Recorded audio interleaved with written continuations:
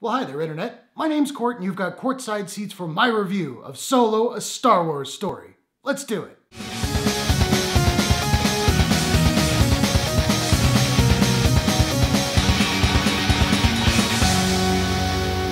Solo, a Star Wars story is an action-adventure fantasy film as well as an origin story for Han Solo from director Ron Howard and Lucasfilm. The movie stars Alden Ehrenreich, Joonas Suotamo, Woody Harrelson, Emilia Clarke, Paul Bettany, and Donald Glover. During an adventure into the criminal underworld, Han Solo meets his future co-pilot Chewbacca and encounters Lando Calrissian years before joining the rebellion. Okay, so a lot of people didn't really want this movie, myself included. I don't need Han Solo's backstory, and how am I gonna watch a movie about Han Solo without Harrison Ford? I don't know, but the movie came out, we've seen it, so let's talk about it. And I want to talk about the good first. I liked Alden Ehrenreich in the role.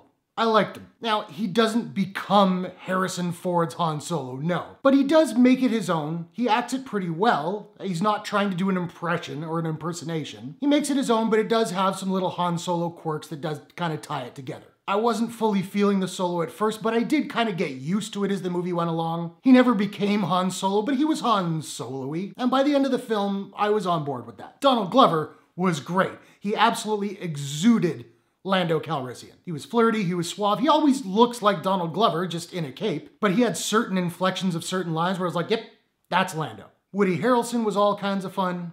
I love Woody Harrelson. And I love this little alien character named Rio. And the whole movie, I'm like, I know this voice. I couldn't place it. Eventually, I found out it was Jon Favreau. But this character was great. He's not in it all that much, but I got a distinct Rocket Raccoon feel from him, and that was cool. Emilia Clarke and Paul Bettany were both fine. Neither of them had a whole lot to do. Neither of them were bad, but neither of them were great. Visually, this movie is awesome.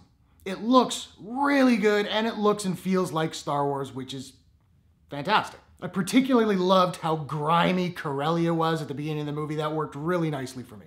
And the music is really good too. However, it does rely a little bit too heavily on the original music, but it does its own thing, and some of the new themes were actually pretty nice. There's also a scene early in the film where Han is kind of in this war sequence, and I know they say Rogue One was a war film, and it was, but this sequence almost felt like trench warfare or something out of World War I or World War II. It was really gritty and that was really good. But the heart of this film is Han Solo and Chewbacca. Just watching the genesis of the friendship of these two guys who are best friends who we've known for forever, for many of us our entire lives, watching how they come together and start becoming friends was great. It was heartwarming. My only problem with it, Han Solo speaks Wookiee. I know that's not the name of the language. I can't remember what it's called. But he actually goes like, well, it was dumb. Now we got to talk about the bad. And the biggest problem with this movie for me was it was kind of boring at times. The movie's 2 hours and 15 minutes, and I don't think it needed to be, but there were certain plots that just really ground down to a halt. And there were many moments in the film where I was like, okay,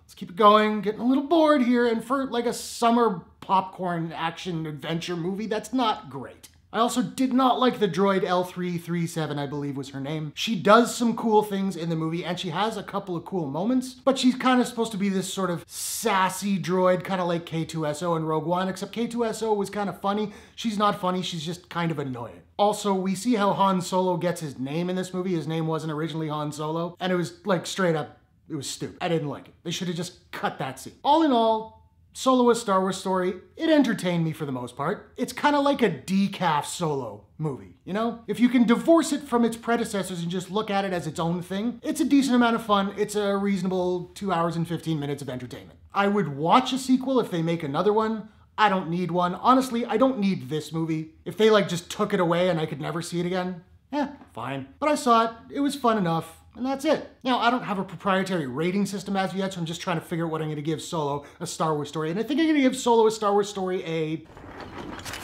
Here's some money. Go see a Star Wars. Out of 10. So now I want to know, have you seen the Solo movie? What did you think about it? Where would you slot it in as far as ranking all the Star Wars movies? Whatever your thoughts, hit the comments below.